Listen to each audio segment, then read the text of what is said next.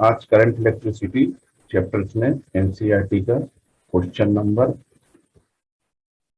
3.9 determine the current in each branch of the network as shown in figure. Diagram दिया हुआ है, तो सबसे पहले डायग्राम बना लेते हैं, फिर क्वेश्चन डिस्कस करते हैं।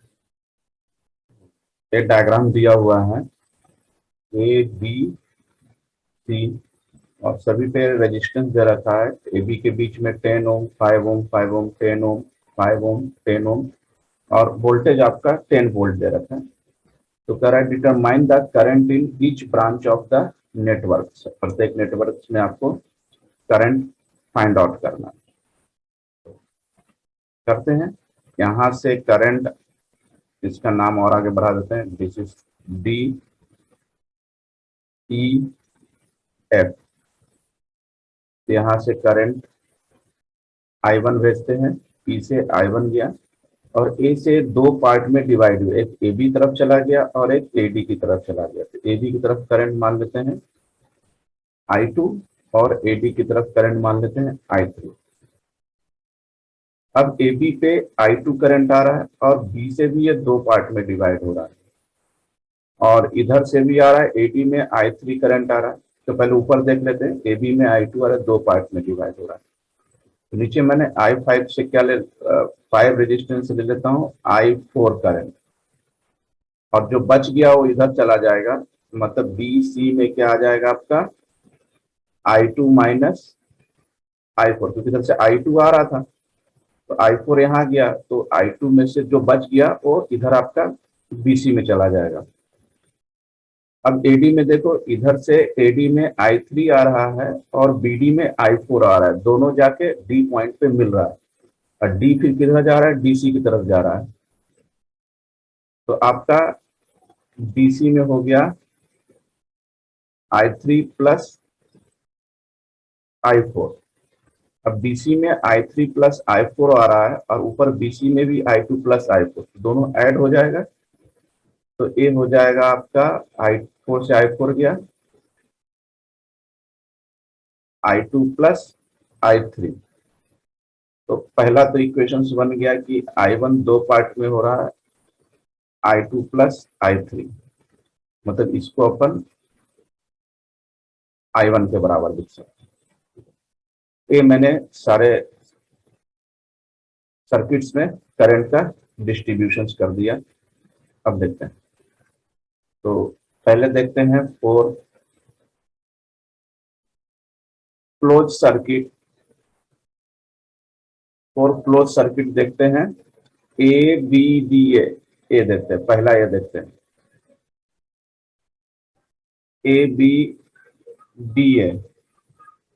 तो यहां से ए बी से क्या है, 10 है, तो ये हो जाएगा आपका 10I2 plus 5I4 minus 5I3 equal to 0। अब माइनस क्यों, क्योंकि अपन इधर से चल रहे हैं, ए से बी, ए से बी, बी से डी और डी से ए। तो आप जा तो रहे हो डी से, लेकिन I3 करंट क्या आ रहा है, ए से डी आ रहा है, अपोजिट डायरेक्शन में, इसलिए यहां से माइनस ले लिया। अब 5 से 8 डिविजिबल है, 2I2 plus I4 minus I3 equal to 0। तो I3 इक्वल टू हो गया 2I2 प्लस I4, एक हो गया आपका एक इक्वेशन हो गया। अब क्लोज सर्किट क्या ले लेते हैं, अब क्लोज सर्किट ले लेते हैं BCDB, BCDB, BCDB। तो B से C मतलब क्या हो जाएगा 5I2 माइनस I4। फिर इधर से आ जाएगा C से D, तो आप C से D आ रहे हो लेकिन ये करंट अपोजिट डायरेक्शंस में जा रहा है, तो -10I3 प्लस I4। फिर आप आ जाओ आप D से B, इसमें भी वही चीज हो रहा है, आप जा रहे हो D से B लेकिन करंट I4 ऊपर से नीचे आ रहा है, तो -5I4 इक्वल टू 0। अब एक काम करते, इसमें ब्रैकेट ओपन कर लेते हैं, 5I2 minus 5I4 minus 10I3 minus 10I4 -5i4 equal to 0। तो ये हो गया आपका 5i2 -10i3 -20i4 equal to 0। 5 से डिविजेबल है तो i2 इक्वल टू हो जाएगा आपका 2i3 -4i4। इधर गया ना, राइट साइड गया तो plus i4। This is second. चाहे इसको एक काम करो, इसको फर्स्ट मान लेते हैं, ये सेकंड मान लेते हैं और ये आपका थर्ड मान लेते हैं। अब एक सर्किट क्या ले लेते हैं, एज ए होल ले लेते हैं, मतलब A B C F P A, यहां से स्टार्ट किया ए बी सी, नीचे आया एफ, वोल्टेज से क्रॉस किया ई और फिर ए पर आ गया। अब यहां से ले लेते हैं, तो यहां से अगर अपन स्टार्ट करें तो यहाँ कहाँ जा रहा है आपको, आप जैसे ऊपर से ही चलते हैं, ए बी लिया ना तो ए से बी चलते हैं, तो 10i2 plus 5i2 minus i4। अब यहां से आगे ए से बी हो गया, बी से सी, सी से एफ में तो कुछ है नहीं। अब सी से ई में देखो, वोल्टेज है -10, अपन निगेटिव सर्किट से, ए निगेटिव है ए पॉजिटिव से, निगेटिव से इंटर कर रहे हैं इसलिए -10। फिर आ जाओ आप 10 ओम, 10 ओम रेजिस्टेंस पे कौन सा, i2 प्लस i3, और जो कि i1 के बराबर है, तो plus 10i1 is equal to 0। इसको भी ब्रैकेट ओपन कर लेते हैं, 10i2 plus 5i2 minus 5i4 -10 plus 10i1। तो ये हो गया आपका 15i2 plus 10i1 minus 5i4 equal to 10। अभी देख लो 5 से डिविजेबल है तो 3i2 plus 2i1 minus i4 equal to 2। This is 4। अभी 4 इक्वेशन आ गया। अब इसको क्या करना है आपने को, एक तो ये आ गया, दूसरा ये आ गया, थर्ड एंड फोर्थ। अब ये चारों इक्वेशन को आपको सॉल्व कर लेना है, जिससे कि आपका पूरा करंट, सारे करंट्स आ जाएंगे आपको। Solve first, second, third and fourth को आपस में सॉल्व कर लेना है। इस तरह के क्वेश्चन सॉल्व करने के लिए आपने 10th में यूज किया होगा, 10th में मैथ्स यूज करेंगे। अब इसको जैसे उस तरह से करना, एलिमिनेशन मेथड लगाओ या सब्स्टिट्यूशंस मेथड लगाओ। इसको आप सॉल्व करोगे तो इससे आपके जो आंसर आ जाएंगे, आंसर एक बार मैं बता देता हूं। i1 आपका आ जाएगा, i1 आ जाएगा आपका 10/17 एम्पियर। i2 आ जाएगा आपका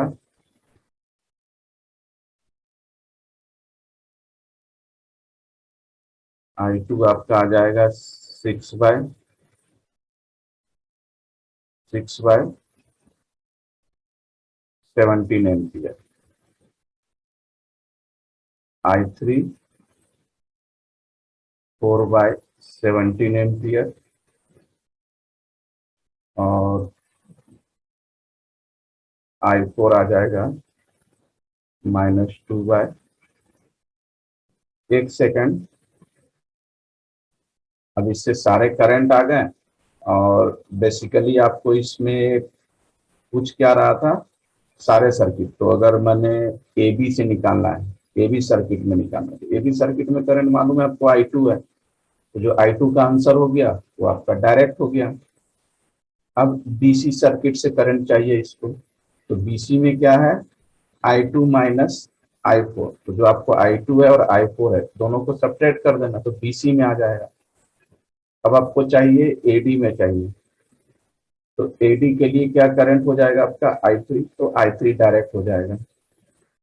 फिर आपको चाहिए इधर डीसी, है ना, तो डीसी में क्या है I3 प्लस I4, तो I3 और I4 रख देना, इससे आपको डीसी का भी करंट पता चल जाएगा।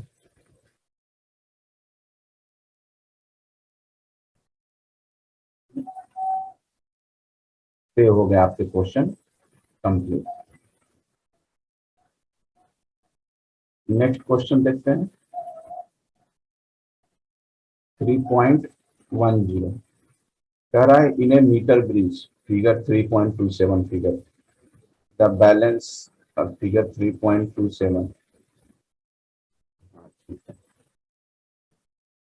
The balance point is found to be 39.5 centimetre from the end A. तो सबसे पहले इसके डायग्राम बना लेते हैं, बिना डायग्राम के क्वेश्चन बनेंगे नहीं। तो ये बेसिकली डायग्राम आपका मीटर ब्रिज का दे रखा है। क्वेश्चन कह रहा है कि the balance point is found to be 39.5 centimetre from the end A से, एंड ए से बैलेंस पॉइंट जो है 39.5 सेंटीमीटर, तो एंड ए से है, तो this is L1, this is 39.5 centimetre, balance point A है, this is D।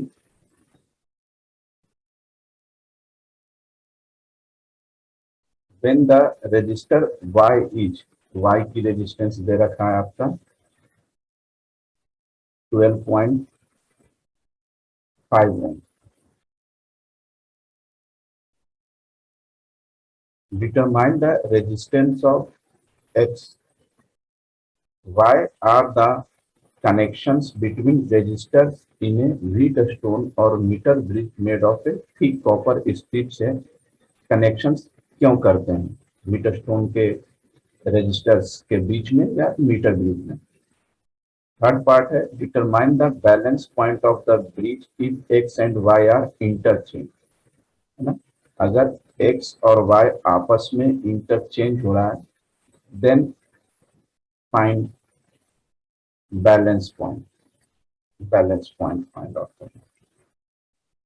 What happens if the galvanometer, ये गैल्वेनोमीटर दिया हुआ है, this galvanometer and cell are interchange at the balance point, अगर गैल्वेनोमीटर्स और ये जो सेल दे रखा है दोनों को आपस में इंटरचेंज कर जाए तो बैलेंस पॉइंट पे क्या फर्क पड़ेगा ब्रिज पे।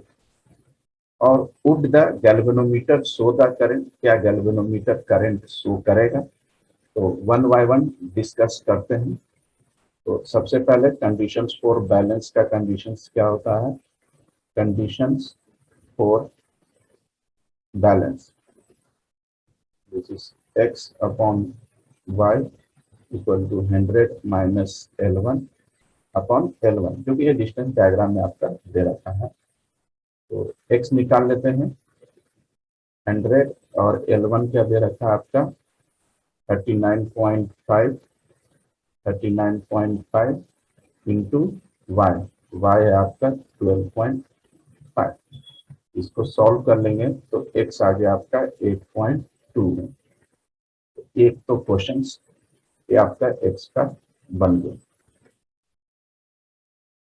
अब कह रहा है कि कनेक्शंस बिटवीन रेजिस्टर्स और Wheatstone metre bridge is made of thick copper wire से क्यों बनाते हैं, है ना। तो ऐसा इसलिए कि copper wire strip to minimise the resistance, copper wire strip जो है रेजिस्टेंस को मिनिमाइज कर देता है, and which is not taken into consideration in the bridge formula, में इसको कंसीडर भी नहीं करते। सेकंड पार्ट हो गया। थर्ड पार्ट कह रहा है कि एक्स वाई को अगर इंटरचेंज कर जाए तो बैलेंस पॉइंट आपको निकालना है। तो एक्स और वाई को इंटरचेंज करना है, मतलब कि आपको L1 एंड 100 माइनस L1 भी क्या हो जाएगा आपका इंटरचेंज हो जाएगा। तो इस केस में इंटरचेंज हो जाएगा तो बैलेंस पॉइंट फ्रॉम ए से बैलेंस पॉइंट अब क्या हो जाएगा 100 माइनस L1 हो जाएगा, और L1 39, तो ये हो जाएगा 100 माइनस 39.5, दिस इज 60.5 सेंटीमीटर। तो बैलेंस पॉइंट क्या हो जाएगा, 60.5 सेंटीमीटर हो जाएगा फ्रॉम ए से। नेक्स्ट फोर्थ पार्ट है, when the galvanometer and cell, galvanometer और सेल को अगर इंटरचेंज कर दिया जाए तो बैलेंस पॉइंट पे क्या फर्क पड़ेगा। तो if the galvanometers and cell are interchanged at the balance point of the bridge, the galvanometer will show no deflections। Galvanometer में किसी प्रकार का डिफ्लेक्शंस नहीं होगा। अब इसको टेस्टिंग करेंगे तो hence no current would flow through the galvanometer, से कोई भी करंट फ्लो नहीं होगा। ठीक है, ये क्वेश्चंस कंप्लीट हो गए। Question number 3.11, storage battery of EMF दे रखा है 8 volt and internal resistance is 0.5 ohm, is being charged by a 120 volt।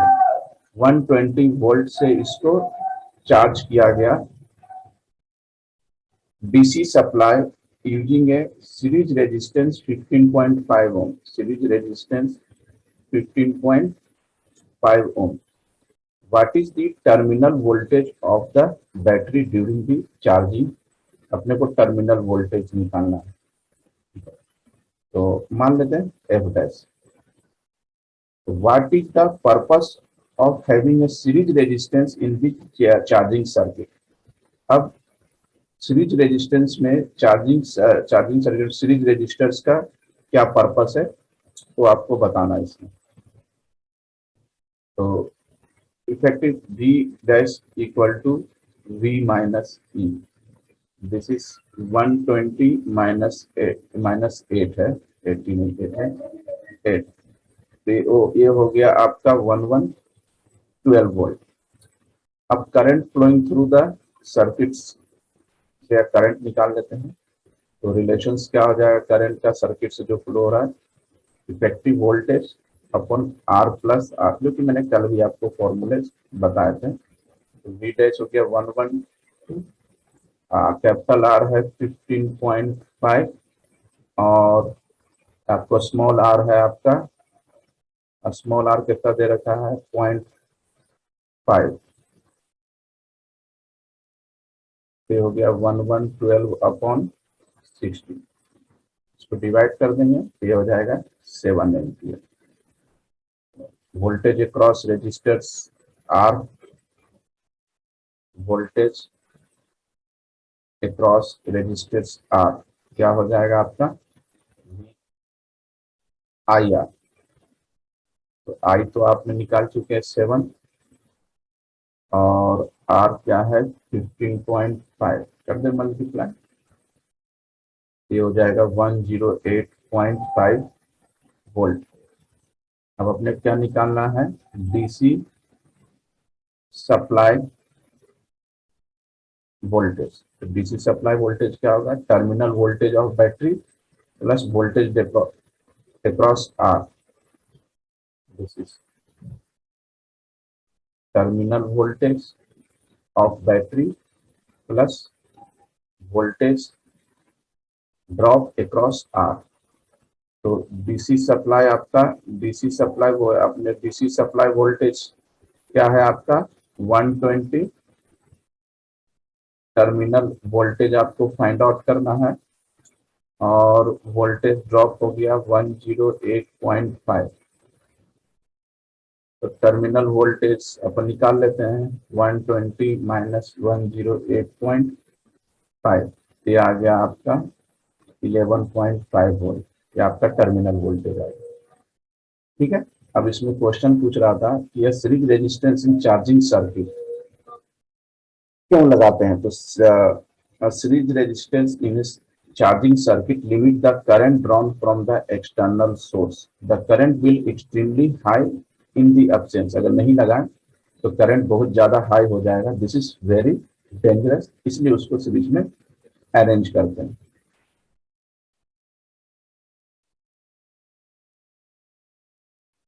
Question 3.12, In a potentiometer arrangement, the cell of EMF 1.2 volt, cell of EMF of the cell दे रखा है 1.25 volt, given a balance point at 335 centimetre.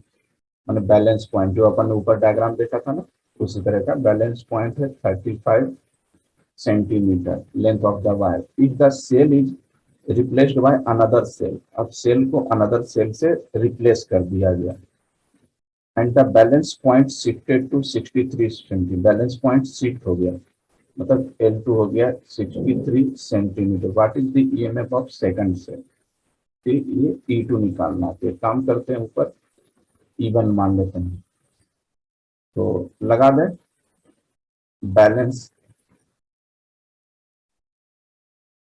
Balance conditions लगा देते हैं। E1 upon E2, EMF का ratio अपन balance point का ratio. तो E1 तो है 1.25, E2 फाइंड आउट करना है, L1 है 35, L2 है 63। E2 हो गया आपका 1.25 इंटू 63 अपॉन 35। इसको सॉल्व कर लेंगे तो सेकंड सेल का आपका ईएमएफ आ जाएगा 2.25 volt. This is the final answer. Question number 3.13, the number density of free electron in a copper conductor estimated in example 3.1, जो अपन ने क्वेश्चंस लास्ट क्लास में जो 3.1 क्वेश्चंस किया है ना, उसकी डेंसिटी आपको यूज करना है। Is 8.5 into 10 to the power 28। So this is the number of density of free electron. This is n. 8.5 into 10 to the power 28 per meter cube. How long does the electron take a drift from one end of the wire 3 meter long to its another end? Length दे रखा है copper wire का 3 metre. तो पूछ रहा है कि how long does the electron can take to drift one end of the wire 3 meter to its other end. The area of cross sections of the wire is 2 into 10 to the power minus 6 meters square and it is carrying a current 3 ampere. Current दे रखा है 3 ampere. तो लगा दो drift velocity का formula I equal to NAEVB, जो मैंने पढ़ाया था। तो ड्रिफ्ट वेलोसिटी, और ड्रिफ्ट वेलोसिटी का अगर मालूम है आपको फॉर्मूला, ड्रिफ्ट वेलोसिटी का क्या होता है आपका, length of wire upon time taken, that is length of wire L upon time taken T। ये फॉर्मूला थोड़ा और चेंज हो जाएगा, NATL अपॉन T। ऐसे भी पढ़ते हो ना, velocity upon velocity displacement upon time, तो बेसिक कंसेप्ट आपको वही लगाना। तो बेसिकली अपने को निकालना क्या है, टाइम निकालना, कितना टाइम लगेगा। तो NAEL अपॉन I। अब यहाँ सारे वैल्यूज पुटअप करते हैं, तो N तो हो गया आपका 8.5 into 10 to the power 28, area 2 into 10 to the power minus 6, E electronic charge, so this is 1.6 into 10 to the power minus 19, और लेंथ दे रखा है 3 मीटर और करंट भी also 3 metre.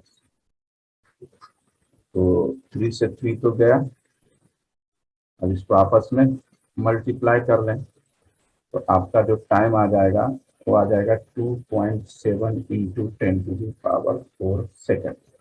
That is time taken by electron to drift one end of the wire to the other end is 2.7 into 10 to the power 4 seconds. This is the final answer. Next question 3.14, the earth surface has a negative surface charge density 10 to the power minus 9 centi-coulomb per meter square। तो surface charge density दे रखा है 10 to the power minus 9 coulomb per meter square।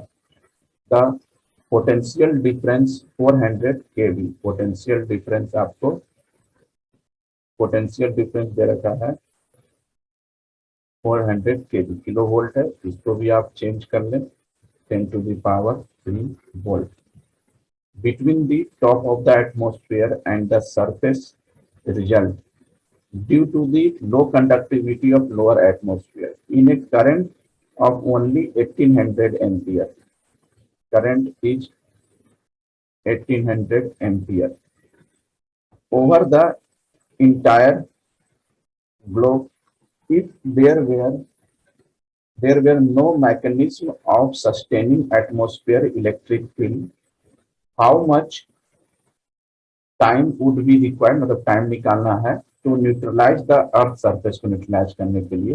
Bracket में दिया this never happens in particle because there is a mechanism to replenish electric charge, namely the continual thunderstorm and lightning in different parts of the globe। Radius of earth दे रखा है 6.37 into 10 to the power 6 metre. तो surface सबसे radius दे रखा है, surface सबसे पहले तो सरफेस एरिया, अर्थ का सरफेस एरिया निकाल लें 4 pi R square. This is 4 pi, R है 6.63 इंटू 10 to the power 6 का स्क्वायर। तो इसको सॉल्व कर लेंगे तो आ जाएगा 5.09 into 10 to the power 14 metre square. Charge, surface charge density दे रखा है, तो सरफेस चार्ज डेंसिटी क्या होता है, चार्ज अपॉन एरिया। तो surface charge density is charge upon area, इससे चार्ज निकालने surface charge density into area. तो सरफेस चार्ज डेंसिटी हो गया 10 to the power -9 और एरिया भी आपने निकाला 5.09 इंटू 10 to the power 14। ये हो गया 5.09 into 10 to the power 5 coulomb. तो इससे आप करंट निकाल लें, charge flow per unit time. तो इससे क्या निकल जाएगा, आपको टाइम निकल जाएगा चार्ज अपॉन करंट। तो चार्ज क्या हो जाएगा, टाइम क्या हो जाएगा, चार्ज तो आपने निकाल लिया 5.09 इंटू 10 to the power 5 और करंट दे रखा है आपका 1800 एम्पीयर। अब इसको डिवाइड करेंगे तो ये आ जाएगा 282.77 second. That is time taken to neutralise the earth surface is 282.7 second का आपका टाइम लगेगा।